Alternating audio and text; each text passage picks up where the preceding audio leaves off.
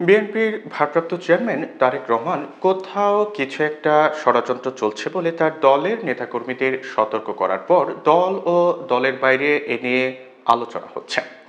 দলটির অনেকের ধারণা সংসদ নির্বাচনকে বিলম্বিত করার জন্য কোনো একটি পক্ষ সক্রিয় হয়ে কাজ করছে। দলটির একাধিক নেতা বলেছেন, নির্বাচন হলে বিএনপি ক্ষমতায় আসবে বলেই নির্বাচনকে বিলম্বিত করার চেষ্টার আশঙ্কা আছে বলে তারা মনে করেন।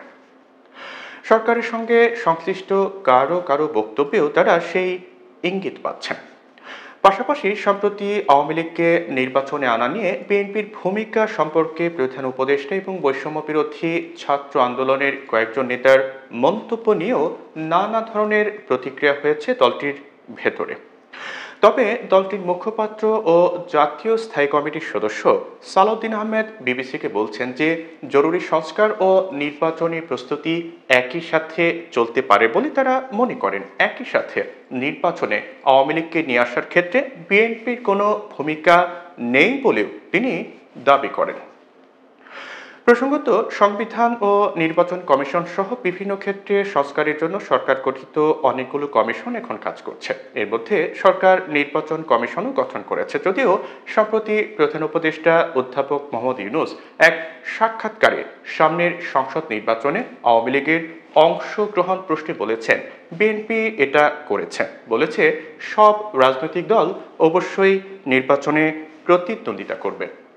যদিও বিএনপি মহাসচিব ফেনীতে এক অনুষ্ঠানে বলেছেন যে আওয়ামী লীগকে রাজনীতি করার সুযোগ নাকি আমরা দিচ্ছি, এই কথাটি সঠিক নয়।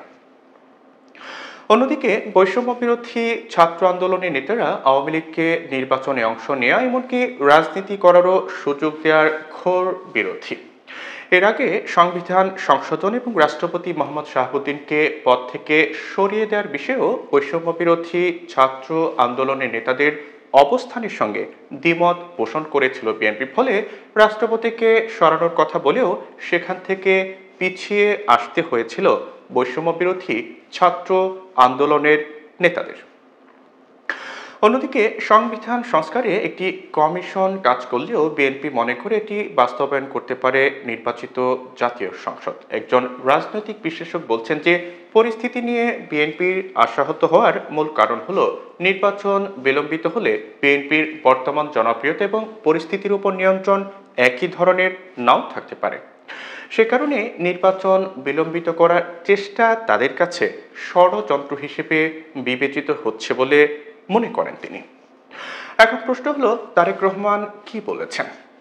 রাষ্ট্র কাঠামো মেরামতের ৩১ দফা ও জনসম্প্রতি শীর্ষক দিনব্যাপী কর্মশালায় মঙ্গলবার ভার্চুয়ালি বক্তব্য দিয়েছেন বিএনপির ভারপ্রাপ্ত চেয়ারম্যান তারেক রহমান। বক্তব্যের এক পর্যায়ে তিনি বলেন, আমরা প্রায় বলি ষড়যন্ত্র থেমে যায়নি। আপনারা নিশ্চয়ই গত কয়েকদিনের পত্র পত্রিকার খবর থেকে বুঝতে পারছেন কোথাও কিছু একটা ষড়যন্ত্র চলছে। কাজেই জনগণকে সচেতন করতে হবে, জনগণকে পাশে রাখতে হবে, জনগণের পাশে থাকতে হবে। একই সঙ্গে তারেক রহমান বলেন, গণতান্ত্রিক সভ্য দেশে ভোটের মাধ্যমে জবাবদিহি তৈরি হয়। এই ভোটের অধিকার আদায়ের জন্য অসংখ্য নেতাকর্মী গুম ও খুন হয়েছেন। জনগণের সঙ্গে নিয়ে যে কোনো মূল্যে জনগণের ভোটের অধিকার প্রতিষ্ঠিত করতে হবে। মূলত তারেক রহমানের এই বক্তব্যের পর থেকেই কোথাও কিছু একটা ষড়যন্ত্র চলছে, এই মন্তব্যটি আলোচনায় চলে আসে।